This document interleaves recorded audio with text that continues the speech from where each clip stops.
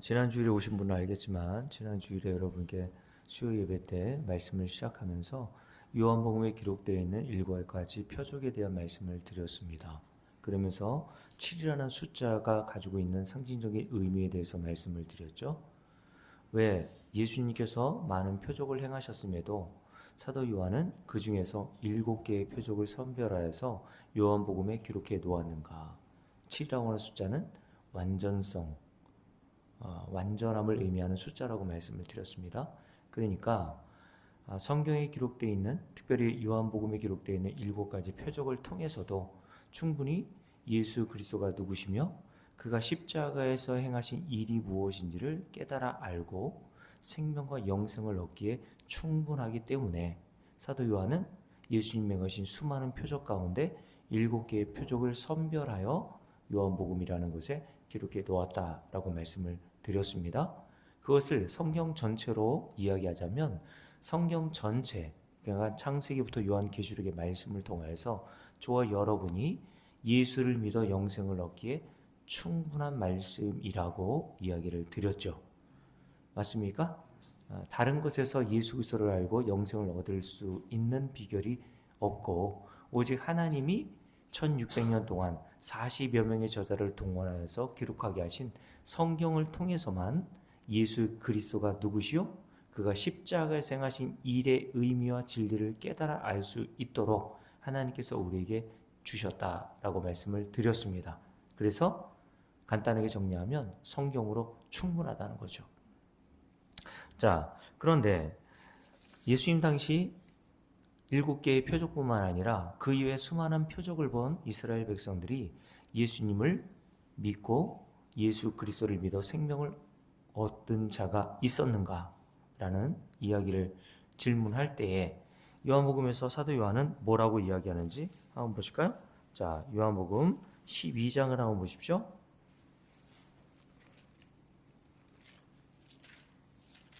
요한복음 12장 기록의 말씀에 보면 사도 요한은 이렇게 우리에게 증거하고 있습니다.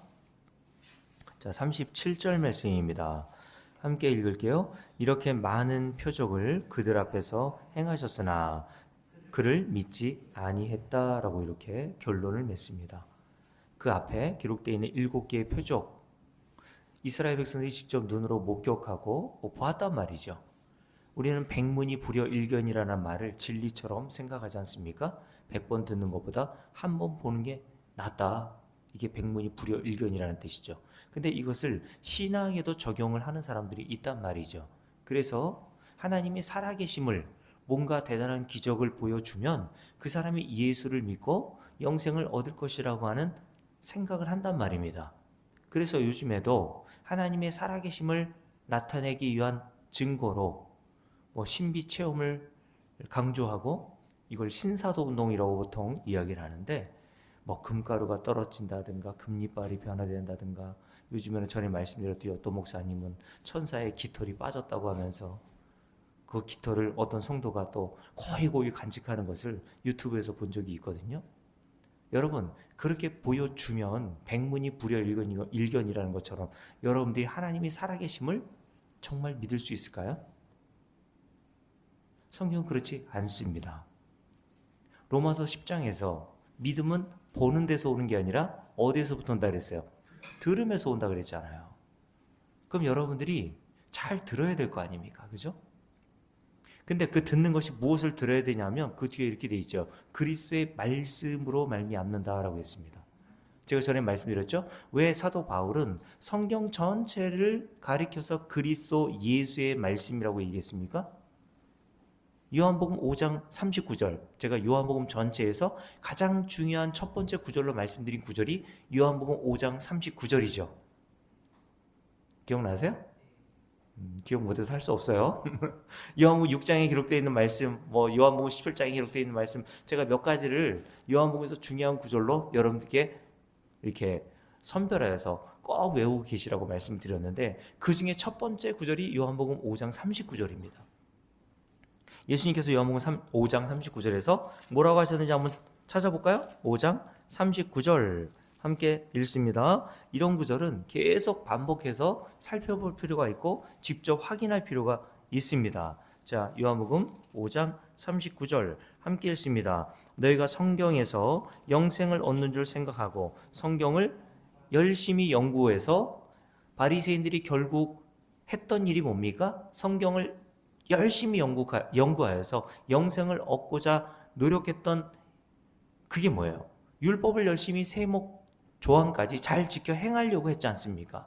왜냐하면 신명기 28장, 29장, 30장 말씀에 보면 하나님께서 율법을 쭉 주시면서 십계명에서 파생된 여러 율법들을 너희들이 잘 지켜 행하면 이러한 복을 받고, 그렇지 않으면 이러한 저주를 받겠다라고 하는 말씀을 주셨기 때문에 이스라엘 백성들은 그 말씀을 문자 그대로 적용해서 하나님의 말씀대로 잘 순종하여서 자기의 노력과 힘씀과 수고에 의해 하나님이 약속하여 주신 영생과 구원과 복을 얻어보려고 열심히 노력했단 말입니다. 그래서 바리새파주의가 나왔다고 말씀드렸지 않습니까? 그래서 바리새파주의에 소속되어 있었던 이 사도 바울은 그 모든 바리새인들보다 율법을 지키는데 더 열심을 부렸던 사람 중에 한 사람이었단 말입니다. 그래서 사도 바울 자신이 나는 바리새인 중에 바리새인이요 라고 이야기를 했습니다. 바리새인 중에서도 으뜸이었단 말이죠. 그러니까 하나님의 율법을 지키려고 얼마나 부단히 애를 썼는지를 다른 사람들도 다 이게 판단해주고 평가해 주었단 말이죠. 그게 영생을 얻는 유일한 일이라고 생각했어요. 근데 예수님께서 이렇게 말씀하시죠. 근데 그거 아니다 라고 이야기하면서 그 뒤에 이렇게 되어 있습니다. 함께 읽습니다. 이 성경이 곧 내게 대하여 증언하고 있다라고 말씀하시잖아요. 자, 여기만 외우시면 됩니다. 이 성경이 곧 내게 대하여 증언하는 것이니라. 간단하잖아요. 이 성경이라는 것은 이 당시에는 신약이 없었잖아요.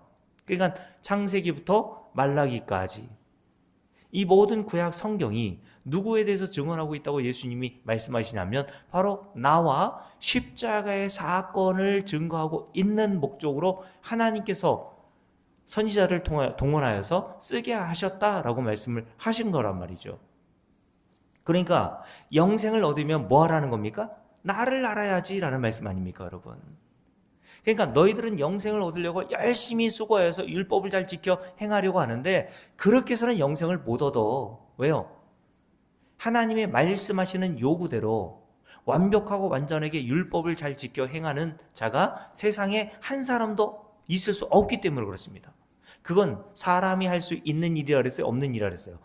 할 수 없는 일이라고 말씀드렸잖아요. 하나님께서 율법을 주신 이유는 먼저 우리에게 그걸 깨닫게 하시려고 주셨다는 말입니다. 인간은 하나님이 우리에게 주신 지키라고 하신 율법을 잘 지켜 행하여 하나님이 약속하신 복, 영생, 구원을 얻을 수 있는 가능성이 전혀 없는 자임을 알라고 주신 게 율법이란 말입니다. 그게 첫 번째 목적이라고 그랬어요? 그러니까 저 여러분이 영생을 얻는 유일한 길은, 율법은, 성경은 우리에게 손가락과 같이 가르치는 지점이 있어요. 예수를 믿으라고 말씀한단 말이에요. 그래서 모든 성경은, 그리고 모든 표적은 손가락과 같은 역할로 예수 그리스도 한 분만을 가르치고 있는 것입니다. 이 성경이, 그러니까 우리가 들고 있는 신약 성경 전체까지 포함해서 이 성경 전체가 누구를 가리켜? 내게 대하여 증언하는 것이라고 예수님이 말씀하셨잖아요. 그러니까 목사인 제가 이 성경 전체를 가리켜, 제가 수요일은 로마서 강해, 주일에는 골로새서 강해, 새벽에는 요한복음 강의를 하지 않습니까? 모든 성경이 결국 내용도 다르고 사건도 다르고 나오는 인물도 다르고 시대도 다르지만 결국 성경에 기록되어 있는 모든 사건과 인물이 하나같이 손가락과 같은 역할로 가르치고 있는 지점이 누구예요? 그렇죠. 그래서 제가 여러분들께 이런 비유를 들었잖아요. 방앗간에 가가지고 여러분들이 들깨를 가지고 가면 방앗간에서 기름을 짜주지 않습니까? 성경이라는 것을 그 기름 짜는 기계에 딱 놓고 짜면은 딱 한 방울의 엑기스가 나오는데 그 엑기스가 뭐예요? 예수 그리스도 한 분이란 말입니다, 여러분. 자, 그런데 40절 말씀을 보십시오. 함께 읽습니다. 그러나 너희가 영생을 얻기 위하여 내게 오기를 원하지 않는다라고 말씀을 하시더라는 겁니다. 성경은 예수 그리스도 한 분만을 가리키고 그 예수 그리스도를 믿는 것으로만 영생을 얻는다고 가리키고 있는데, 사람들은 성경 전체에서 기록하고 있는 말씀이 예수 그리스도를 가리키고 있다는 사실을 모른단 말입니다. 그래서 요한복음 다시 12장을 볼까요? 예수님께서 유대인들을 향해서 7가지 표적을 비롯해서 어마무시한 기적과 표적을 보여주셨지만 그들의 결론이 뭡니까? 그들이 그것을 보고 믿지 않더라 라고 얘기했어요. 백문이 불여일견이면 보는 것으로 이들이 효과를 얻어 예수를 믿어야 될 텐데 보는 것이 그들에게 효과가 하나도 없었단 말입니다. 하나님은 오직 이 말씀을 통해서, 말씀을 들음을 통해서만 예수가 누구신지를 깨닫게 하셔서 영생을 주신단 말이에요. 인간에게 있어서 이것이 얼마나 어리석은 방법입니까? 정말 쉬운 방법이라고 하면 이 세상의 원리처럼 보여주면 믿어야 될 거 아닙니까? 그렇잖아요? 그거보다 더 쉬운 게 어디 있어요. 근데 하나님은 한 사람을 구원하실 때 사람이 생각하는 그런 쉬운 방법, 어떻게 보면 편리한 방법, 어떻게 보면 인간의 상식인 보여주면 믿게 하시는 것이 아니라 모든 한 인간을 구원하실 때 복음을 들음으로 구원을 하신단 말이에요. 그래서 고린도전서를 한번 볼까요? 이렇게 잡아놓으시고 요한복음 8장 12장을 이렇게 잡아놓으시고 고린도전서 12장을 한번 보세요.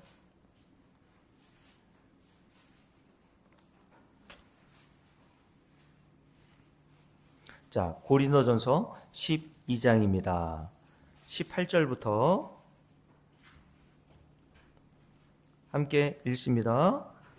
자, 17절부터 읽을게요. 함께 읽습니다. 그리스도께서 그 1장 17절 함께 읽습니다. 고린도전서 1장 17절 함께 읽습니다. 그리스도께서 나를 보내심은 세례를 베풀게 하심이 아니요 오직 뭐하게 하시기 위해서 복음을 전하게 하려 하심이로되 말의 지혜로 하지 아니함은 그리스도의 십자가가 헛되지 않게 하려 함이라. 18절 십자가의 도가 멸망하는 자들에게는 미련한 것이요 구원을 받는 우리에게는 하나님의 능력이 됨이라. 기록된 바 내가 지혜 있는 자들의 지혜를 멸하고 총명한 자들의 총명을 폐하리라 하였으니 지혜 있는 자가 어디 있느냐 선비가 어디 있느냐 이 세대의 변론가가 어디 있느냐. 하나님께서 이 세상의 지혜를 어떻게 하세요? 미련하게 하신 것이 아니냐. 하나님의 지혜에 있어서는 이 세상이 자기 지혜로 하나님을 알아요 몰라요? 알지 못함으로 보여줘도 하나님을 알지 못한단 말입니다. 인간의 지혜로.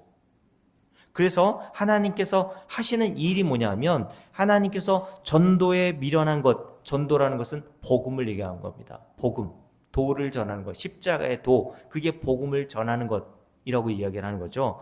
전도에 무엇을 통해서 미련해 보이는 것으로 말미암아 믿는 자들을 구원하시기를 기뻐하셨도다 라고 말씀하세요.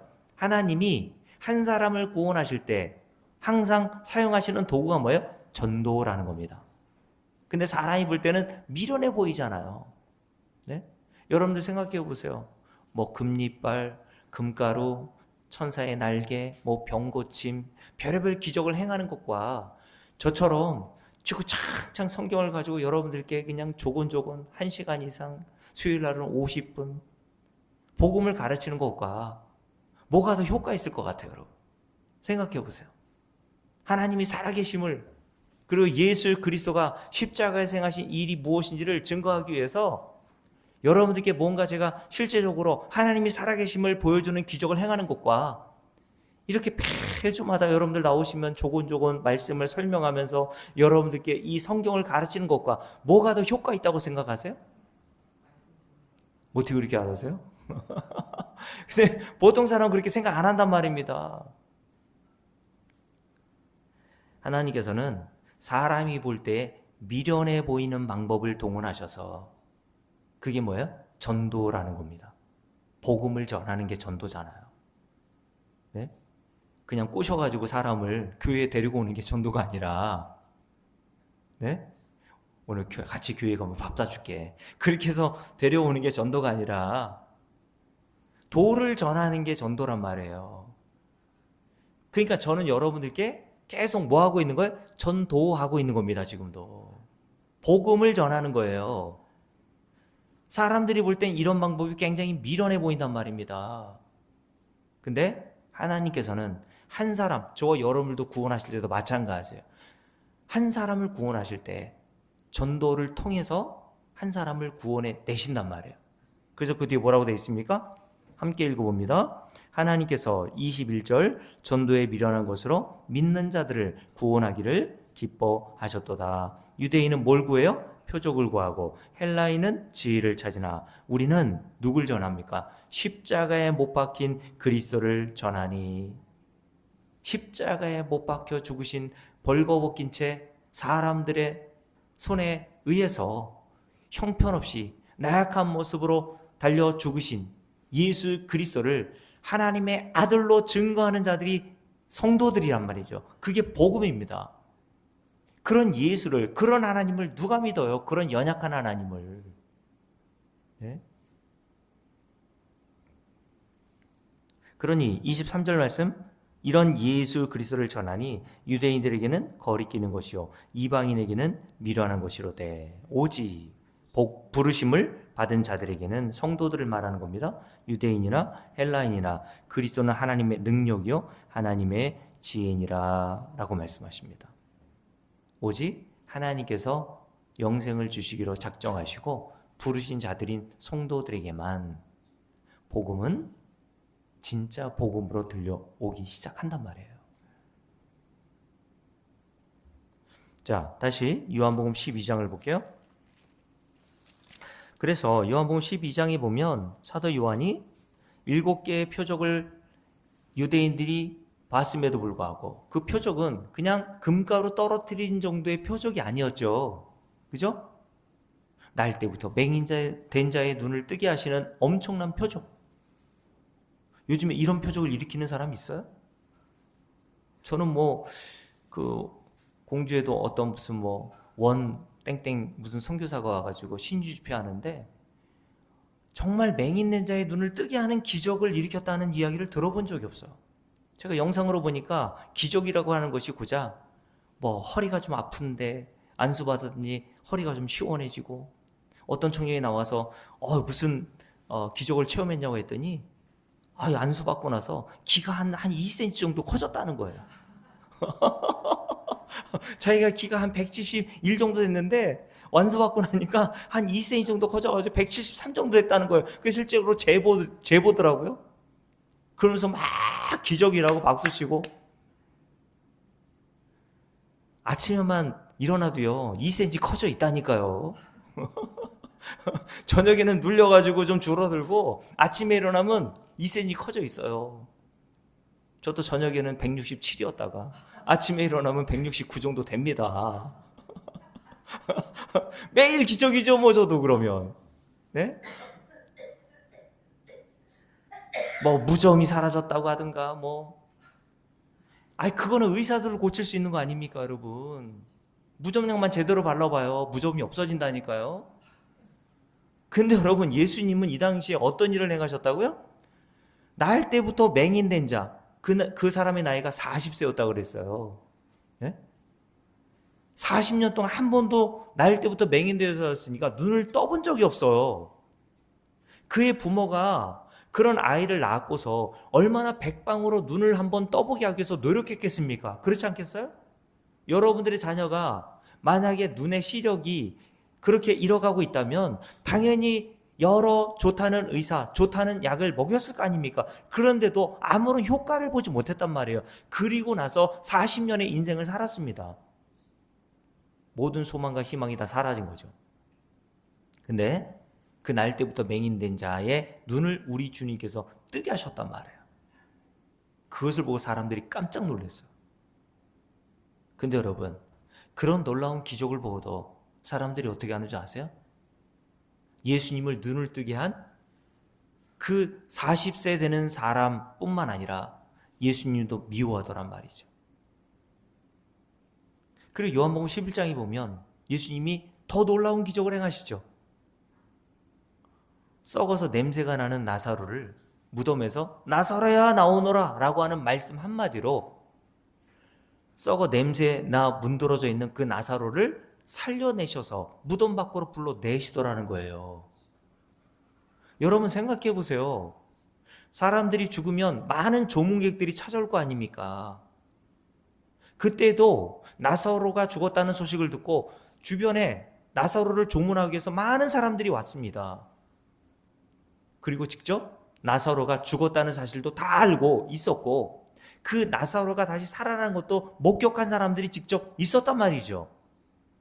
그런데 성경에 보면 그런 놀라운 기적을 본 사람들이 어떻게 합니까? 나사로도 죽이려고 하고요. 나사로를 살려내신 예수님도 죽이려고 모의하더란 말이에요. 여러분, 그런 엄청난 기적을 우리가 봤다면 저와 여러분 어떨 것 같아요? 어떨 것 같습니까? 여러분들도 주변에 있는 많은 사람들 있잖아요. 예수 믿지 않는 사람들. 그런 사람들에게 정말 기적과 같은 일을 하나님께서 베풀어 주시면, 기적과 같은 일을 빵빵 터뜨려 주시면, 네? 그들이 한 번에, 한 방에 다 하나님이 살아계심을 믿고 예수를 믿겠다고 나올 텐데, 그런 쉬운 방법을 놔두고 왜 하나님은 그런 방법을 쓰지 않으시나, 이렇게 생각하지 않습니까? 근데 인간은 보고도 믿지 못한단 말입니다. 여러분, 이 세상 모든 우주가 돌아가고 있는 이 자연 질서 자체만으로도요, 우리는 매일 기적을 경험하고 있는 자들입니다. 그렇지 않아요? 여러분 곰곰이 생각해 보세요. 이 세상 모든 우주의 질서, 어떻게 이게 우연입니까? 그렇지 않아요? 하루도 거르지 않고 동일한 시간에 아침이 오고 저녁이 오고, 어떻게 이런 사건들이 우연 발생적으로 생겨날 수 있다고 여러분 생각이 들어요. 신기하지 않습니까? 인체의 신비라고 해서 우리의 몸에 내재되어 있는 질서, 뭐 이런 것만 봐도 정말 신묘막측한 일이 우리 안에서 실제로 일어나고 있단 말입니다. 지금도 과학 발전이 아무리 발전했어도 저와 여러분이 중요하게 생각하는 이 눈알 하나를 만들어내지 못한다니까요. 그렇지 않아요? 우리 피부 조직 하나 인간의 과학 발전이 만들어낼 수 있는 능력이 없어요.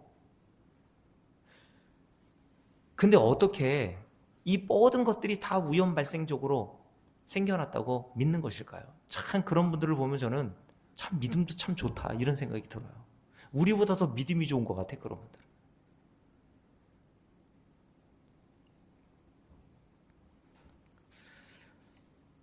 여러분, 하나님께서 우리에게 보여주신 어떤 엄청난 기적이라 할지라도요, 인간은 그걸 보고 하나님이 살아계심과 예수 그리스도가 하나님의 아들이셔 주되심을 믿을 수 있는 가능성이 없습니다. 그래서 요한복음 12장의 결론이 뭐라고요? 31절, 이렇게 많은 표적을 그들 앞에서 행하셨으나 그를 믿지 아니했다라는 게 결론이에요. 그러면서 사도 요한은 그 이유를 이렇게 설명합니다. 38절 함께 읽습니다. 이는 선지자 이사야의 말씀을 이루려 하심이라. 이르되 주여 우리에게서 들은 바를 누가 믿었으며 주의 팔이 누구에게서 나타났나이까여더라. 그들이 능히 믿지 못한 것은 이 때문이니 곧 이사야가 다시 일렀으되 그들의 눈을 멀게 하시고 그들의 마음을 완고하게 하셨으니 이는 그들로 하여금 눈으로 보고 마음으로 깨닫고 돌이켜 내게 고침을 받지 못하게 하려 함이라 하였음이라 라고 말씀하셨어요. 이사야 선지자가 한 말, 니은이라고 여러분 성경에 기록되어 있죠? 이사야서 6장 10절 말씀을 인용해서 사도 요한이 예수님께서 수많은 표적을 행하셨음에도 불구하고 그들이 믿지 못하는 이유가 바로 이것이라고 얘기했습니다. 인간은 다 눈이 먼 맹인이라는 거예요. 눈을 떠 보고 있지만 그 표적과 기적을 통해서 그 표적과 기적이 담고 있는 진리를 알아볼 수 있는 능력이 인간에게는 없다는 말입니다. 이 자연 만물을 통해서 하나님은 하나님이 어떤 분이신지를 이미 다 담아 놓으셨거든요. 이 세상 모든 우주 만물 창조물은요, 하나님의 성품, 하나님이 어떠하신 분이신지, 하나님의 자비와 긍휼과 하나님의 은혜가 얼마나 큰지를 담아놓고 있는 그릇이란 말이에요. 근데 인간은 이 세상 자연 만물을 보면서도 눈에 보이는 현상만 못 본 그 자연 만물이 담고 있는 그 속에 담겨 있는 눈에 보이지 않는 진리를 보지 못한단 말이죠. 자, 로마서 1장을 한번 볼까요? 로마서 1장을 보세요. 자, 로마서 1장에 보면 사도 바울이 이렇게 이야기했습니다. 자, 19절 함께 읽습니다. 이는 하나님을 알만한 것이 그들 속에 보임이라. 하나님께서 이를 그들에게 보이셨느니라. 20절 창세로부터 그의 보이지 아니하는 것들. 자, 하나님께서 그의 보이지 아니하는 것들을 어떻게 하셨어요? 곧 그의 영원하신 능력과 신성, 즉 하나님의 인자하심, 하나님의 긍휼하심, 하나님의 지혜, 하나님의 지식을 그가 만드신 모든 만물에 분명히 보여 알려지게 창조하셨다는 겁니다. 그러니까 우리가 사는 이 세상 모든 만물 안에는요, 눈에 보이지 않는 진리가 담겨 있단 말이에요. 그 진리가 뭐라고요? 하나님의 능력과 하나님의 신성, 제가 좀 전에 말씀드렸던 하나님의 인애하심, 하나님의 자비하심, 하나님의 긍휼하심이 얼마나 풍성한지가 이 모든 자연 만물을 통해서 하나님이 우리에게 깨달아 먹으라고 창조해 놓으셨다는 거예요. 그러므로 이렇게 분명히 보여 알게 해 주셨으므로 20절 말씀, 그러므로 그들이 핑계할 수 없도록 하셨단 말입니다. 나는 몰랐어요 라고 말하지 못하도록 하셨다는 거예요. 그러면서 21절 함께 읽습니다. 하나님을 알되 하나님을 영화롭게도 아니하며 감사하지도 아니하고 오히려 그 생각이 허망하여지며 미련한 마음이 어두워졌나니 라고 얘기합니다. 여기서 하나님을 알되라는 뜻은 진짜 하나님을 안다는 뜻이 아니라 다 하나님을 안다고 말하는데 하나님을 제대로 알지 못하더란 말입니다. 하나님을 모른단 말이에요, 인간은. 그래서 결과적으로 나온 게 뭡니까? 하나님을 영화롭게도 하지 않고 그 하나님께 감사하지도 않더란 말이죠. 여러분 언제 감사합니까? 왜 꼭 병이 나아야 감사합니까? 그렇죠. 물론 그거 감사하는 것이 잘못됐다는 게 아니라 왜 사람들은 꼭 병에 걸려서 그 병에서 나아야만 하나님께 감사할까요? 오히려 살아가면서 큰 병에 걸리지 않고 건강하게 사는 게 더 감사한 거 아니에요? 근데 왜 사람들은 병에 걸려도 나은 걸 그렇게 감사할까요? 여러분들과 제가 병에 걸리지 않고 병원 시세 뭐 그렇게 크게 지지 않고 지금까지 살아왔다면 그게 더 하나님께 감사할 내용 아니에요? 우리 최문성 선생님 어떠세요? 병에 걸렸다가 그 병에서 나은 것이 물론 감사한 일이죠. 네? 제 친구도 오늘 잠깐 원주에서 목회하는 친구하고 전화했더니 그 원주에서 함께 목회하는 친구 중에 전에 한번 말씀드렸던 적이 있죠. 한 달 전에 대장암 3기가 발견돼서 그 서울 아산병원에서 수술을 마치고 지금 이제 치료 중에 있거든요. 그래서 요즘 그 친구 어떠냐라고 물어봤더니 죽지 못해 산다, 제 친구가 이렇게 이야기하면서 뭐 대장암이라고 가서 이렇게 검사를 해봤더니 직장 쪽에 암이 있었나 보죠. 그래서 뭐 대장하고 직장하고 뭐 몇 미터 정도 되는데 뭐 얼마를 잘라내고 해가지고 이제 수술하고 난 다음에 이제 배변 활동이 잘 안 되나 봐요. 화장실을 잘 못 가나 봐요. 그리고 앉아 있는 것 자체가 너무 힘들어하더래요. 고통스러워하더라는 겁니다. 그리고 이제 지속적인 이제 대장암 상기니까 치료가 필요하겠죠. 근데 또 친구가 또 실비보험은 들어놨는데 암보험을 제대로 하나도 들어놓은 게 없대요. 그래가지고 여러 가지 이제 돈 쓸 일이 많은데 이런저런 또 현실적인 금전적인 걱정도 하나 보더라고요. 그래서 저한테 야 너는 암보험 잘 들어놨냐? 그래서 제가 난 잘 몰라. 우리 아내가 대충 그냥 들어오는 것 같은데.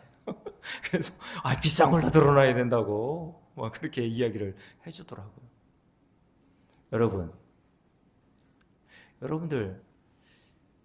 여러분들이 제 친구가 이제 51세니까 53세죠. 53세인데 지금 그런 이제 병에 걸려서 고통을 당하고 있지 않습니까? 그렇게 수술 잘 돼서 이제 치료받고 이제 건강이 완쾌되면 그게 얼마나 감사한 일이에요, 그죠? 근데 여러분 생각해 보세요. 그런 병에 여러분들 안 걸리고 황정선 사람이 그죠? 70 훨씬 넘으셨죠 지금. 연세가 어떻게 되세요? 74세세요? 그렇게 안 보이시는데. 지금까지 그렇게 뭐 대장에 뭐 무슨 문제가 있어가지고 병원 신세 안 지고 건강하게 살고 그런 것에 대해서는 우리가 왜 당연하게 생각하냐고요. 진짜 감사한 일 아닙니까 여러분? 전에 TV에서 아주 오래된 이야기인데 인간이 만든 로봇 있지 않습니까? 로봇이 날달걀 있잖아요. 날달걀을 로봇이 손으로 들어 올렸다는 것이 대서특필되고 있어요. 대단한 인간의 과학 발전이라는 거죠. 여러분, 로봇이요. 그 날달걀 하나를 땅에서 위로 집어 올리려면요. 인간이 가지고 있는 모든 과학, 지식, 수학적인 모든 계산을 다 넣어야 결국 겨우 그 로봇이 손으로 날달걀 하나를 이 날달걀이 조금만 이렇게 압력을 가해도 깨져버리잖아요. 그러니까 그걸 계산하는 게 어려운 거예요. 그런데 로봇이 그걸 해냈다고 대석특필된 적이 있어. 와, 이 인간의 과학 발전이다. 대단한 이 과학 발전을 이뤘다. 그렇게 떠들어댄 적이 있다고요. 근데 여러분, 우리 이금희 권사님 가끔 냉장고에서 날달걀을 꺼내서 후라이 해 드시죠. 그 날달걀을 들을 때 한 10분 정도 계산하면서 날달걀을 들어 올리나요? 이것을 들어 올리면 이런 정도의 압력을 가해서 이렇게 잡아서 들려 올려서 이렇게 깰 때도 이렇게 깨서 해 먹어야지. 어떻게 드세요? 아무 생각 없이 막박 들었잖아요. 얼마나 대단한 겁니까 그게? 여러분, 하나님은 우리가 요구하지도 않았는데도요, 각 신체마다 피부 조직이 가지고 있는 감각이라는 게 있어요. 딱 잡아보면 이게 얼마 정도의 압력을 가해야 들어 올릴 수 있을 정도의 그 계산하는 능력이 인간에게 다 내재되어 있단 말입니다. 그래서 이금희 권사님 벌써 70이 넘으셨는데도 아무 생각 없이 그냥 냉장고에 열어가지고 날달걀을 꺼내가지고 후라이 해 드시면서 그걸 감사하면서 감격해 본 적 있어요? 와, 하나님 대단하십니다. 근데 왜 로봇이 그거 날달걀 하나 들어 올린 거에서는 그렇게 감탄하고 놀래냐고요. 그게 뭐가 대단해요? 하나님이 우리 신체 안에 담아놓으신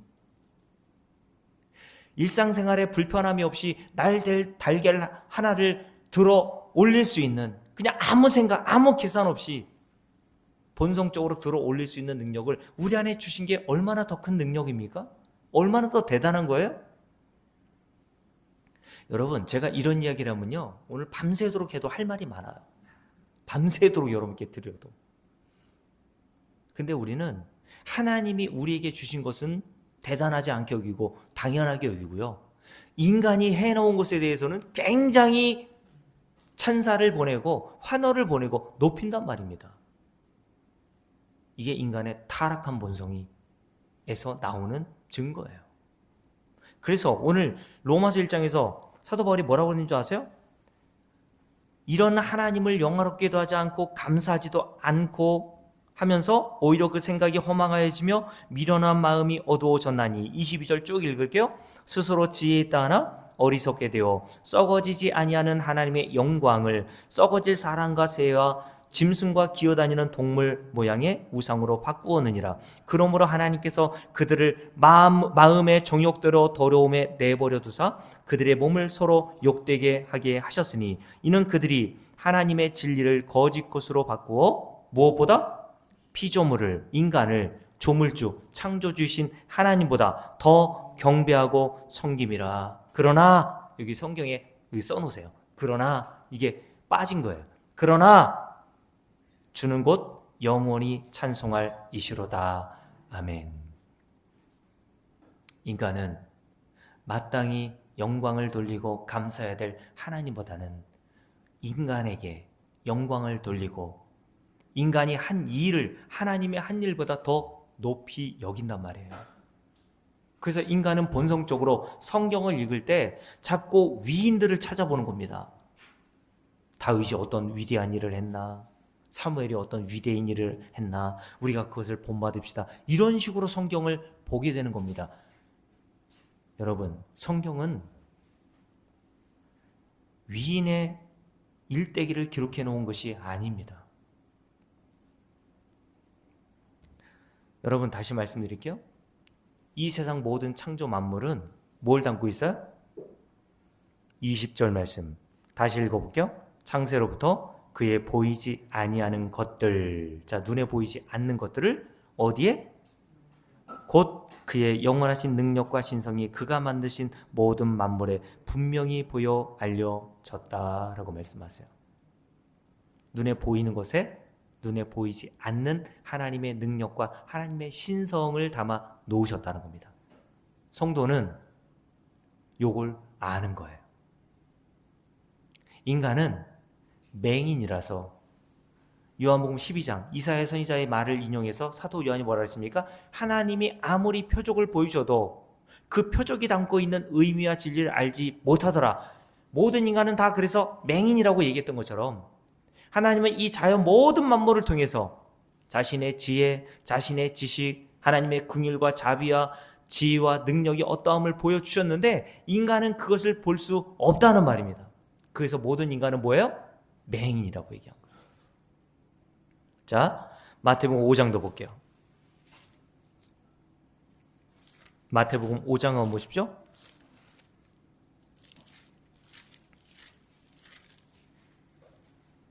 자, 마태복음 5장에 보면 이런 말씀이 기록되어 있어요. 5장 43절부터 함께 읽습니다.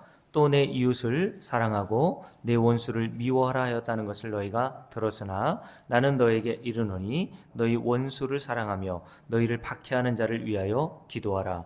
이같이 한즉 하늘에 계신 너희 아버지의 아들이 되리니 이는 하나님이 어떻게 해요? 그 해를 악인과 선인에게 비추시며 비를 의로운 자와 불의한 자에게 내려주심이라 라고 말씀하세요.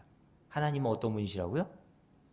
해와 비를 악인과 선인을 구별하지 않고 매일 비춰주시고 매일 동일하게 내려주십니다.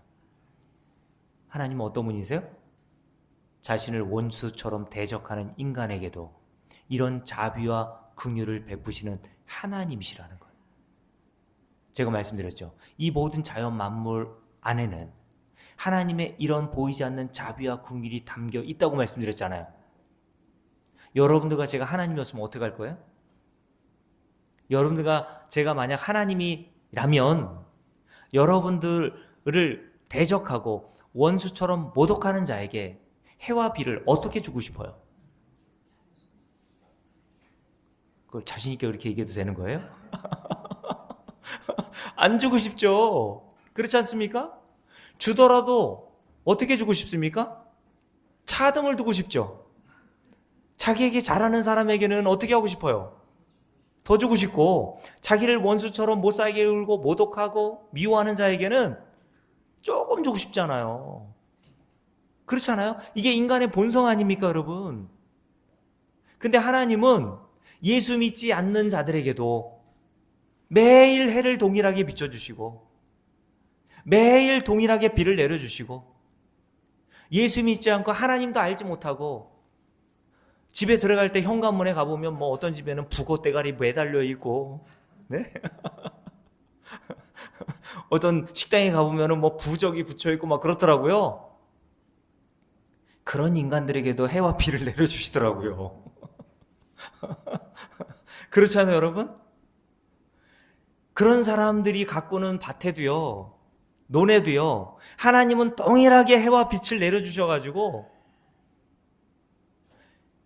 그들의 인생에 있어서 살아가는데 부족함이 없도록 먹을 양식을 마련하도록 해 주시더라고요, 여러분. 저와 여러분 같았으면 어떻게 했을 거라고요? 안 준다니까, 여러분. 여러분, 하나님은 날마다 이렇게 악인과 선인을 구분하지 않고 해와 비를 골고루 내려주시는 것을 통해서 뭐를 알라고 하시는 겁니까? 하나님이 이 정도로 자비와 긍휼이 풍성하신 하나님이심을 매일 너희들이 깨달아 알게 하시기 위해서 이 자연 모든 만물의 장치를 통해서 알게 하셨단 말입니다. 여러분 그거 알고 있었어요? 그러면 이렇게 생각하죠. 아휴, 예수 믿지 않는 사람들에게 왜 하나님은 비와 해를 내려주시고 골고루 그들에게까지 하나님이 은혜를 베푸셔? 여러분은요? 여러분은 좀 나았습니까? 그거는 예수 믿지 않는 사람들에 대해서 말씀하시는 게 아니라 예수 믿는 우리에게 주시는 말씀이란 말입니다. 하나님이 저와 여러분에게 왜 이렇게 매일 아침이면 해가 뜨고 계절이 바뀌고 네? 비와 해를 그렇게 골고루 내려주셔서 저와 여러분을 보살피시고 먹을 양식을 마련하도록 하시냐고요. 저와 여러분이 뭘 그렇게 하나님께 잘한 게 있습니까? 그렇잖아요? 뭘 그렇게 하나님을 영화롭게 하고 뭘 그렇게 하나님께 감사한 게 있어요? 우리가 로마서 1장에 찾아봤잖아요. 우리는 이런 하나님의 자비와 긍휼을 매일 받는데도 불구하고 하나님을 영화롭게 하기는커녕 하나님께 감사하기는커녕 나를 위해서 살잖아요. 나를 위해서.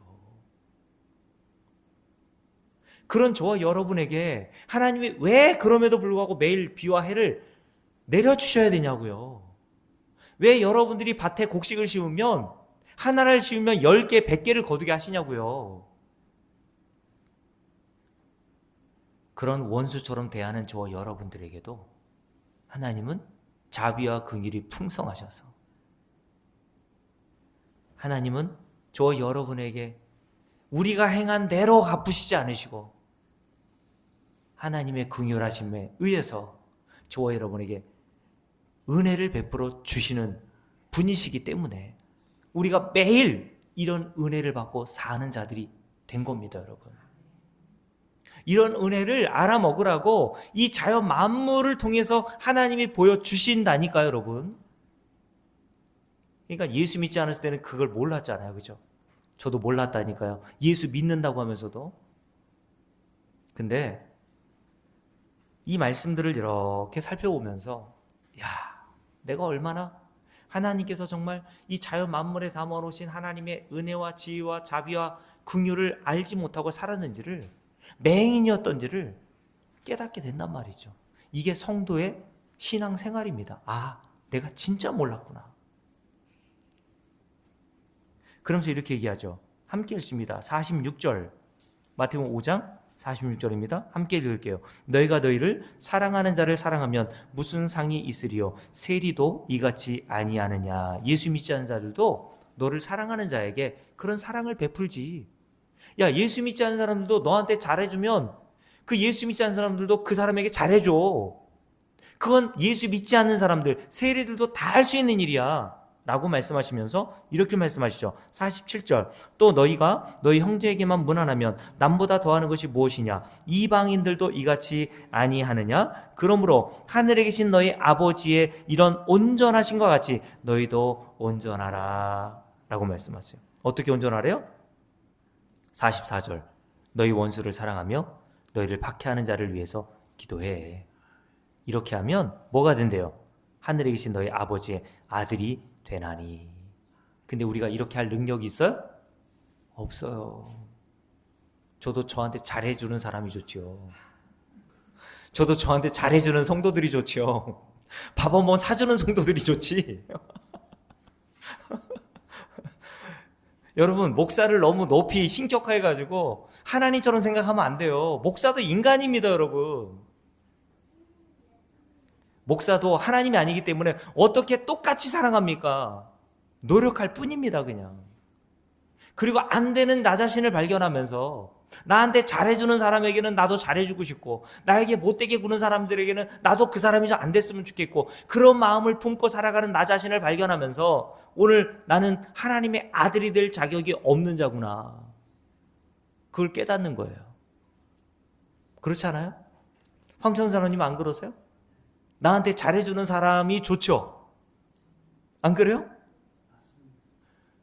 근데 왜 목사가 그러면은, 아유, 목사는 저러면 안 되지. 왜 그래요? 목사도 인간이라니까, 여러분. 근데 하나님은 어떤 신분이라고요? 악인과 선인에게 차별하지 않고 하나님의 은혜를 베풀어 주시는 분이래요.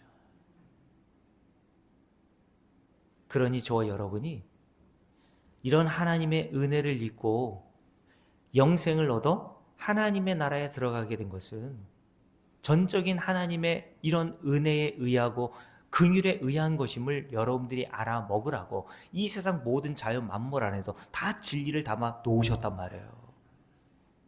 그러니까 여러분, 이제는 이제 가을이지 않습니까? 낙엽이 떨어지고 좀 있으면 이제 겨울이 와서 눈이 오고 막 하잖아요. 그런 자연의 변화들을 보고 그 옆에서 그 눈으로 볼 수 있는 뭐 여러 가지 자연 만물을 통해서 여러분들이 이것을 한번 생각해 보면서 기억해 보시란 말이죠.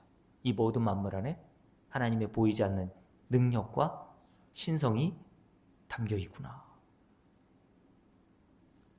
차문석 권사님, 농사 짓고 이제 가을에 곡식을 거두지 않습니까?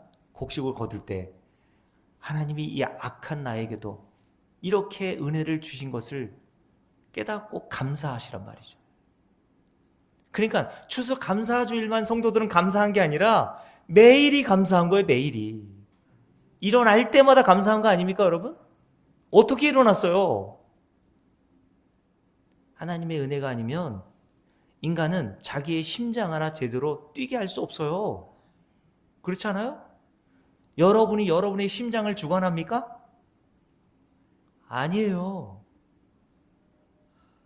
하나님이 우리의 모든 신체를 주관하시고 우리가 일상생활을 살아가는데 필요한 모든 것들을 우리 신체 안에 다 담아 놓으셨기 때문에 우리가 하루하루 인생을 살아가게 되는 겁니다.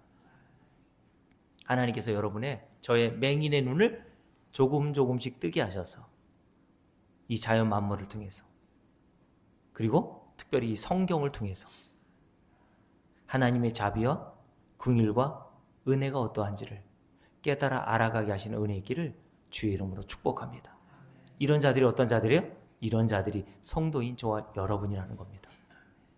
하나님은 성경을 왜 주셨어요? 눈에 보이지 않는 하나님의 신성과 능력이 어떠한지를 깨달아 알아 먹고 예수 그리스도의 십자가의 은혜를 알고 하나님께서 저와 여러분의 영생을 주시게 하기 위한 목적으로 성경을 주셨단 말이에요. 근데 이스라엘 백성들은 하나님이 주신 명령이 무엇인지를 전혀 알지 못했단 말이죠. 성경에서 뭘 요구하는지조차 몰랐단 말입니다. 그래서 마지막으로 여기 보고 마칠게요. 자, 호세아 6장을 볼까요? 호세아서 6장을 봅니다.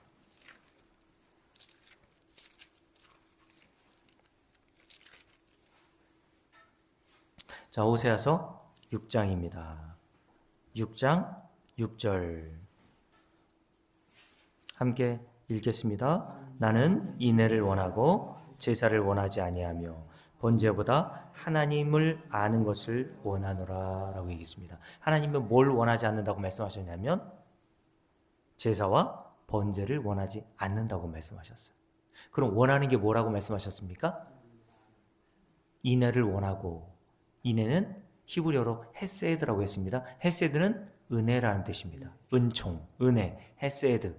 하나님은 우리에게 뭘 원한다고요? 제사와 번제가 아니라 하나님의 은혜를 알기를 원하시고, 그게 뭐예요? 그게 하나님을 아는 거다라고 얘기하는 거예요.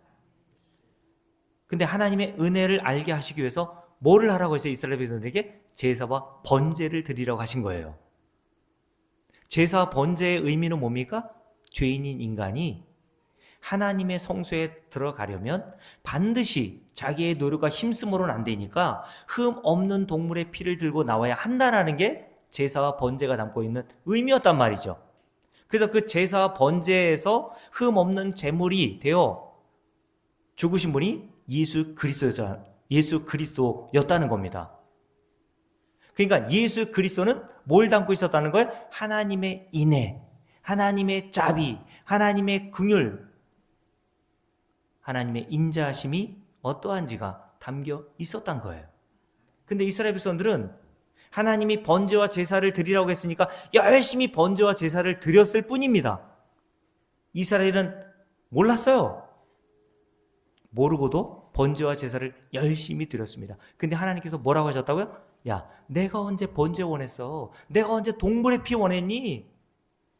내가 너희들처럼 무슨 고기를 좋아하니? 나는 너희들이 그 번제와 제사를 드리면서 나는 하나님 앞에 나아갈 때 내 노력과 힘쓰므로 나아가지 못하고 오직 하나님의 은혜 이외에는 방법이 없구나. 그거 알고 예수 믿고 오라고 번제와 제사를 드리라고 했는데 너희들은 번제와 제사만 열심히 드리고 있더라? 내가 그거 원하지 않아. 하나님이 저와 여러분에게 원하시는 건 다른 게 아닙니다.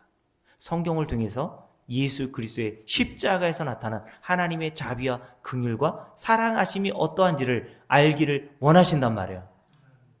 성경 자체가 이것을 담고 있습니다. 여러분들이 성경을 통해서 성경에서 말하고 있고 성경이 담고 있는 이런 하나님의 자비와 긍휼과 사랑하심이 십자가에서 나타나심을 깨닫고 그 십자가만을 붙들고 살아가는 저와 여러분 되시기를 주의 이름으로 축복합니다. 기도합시다. 여러분 시간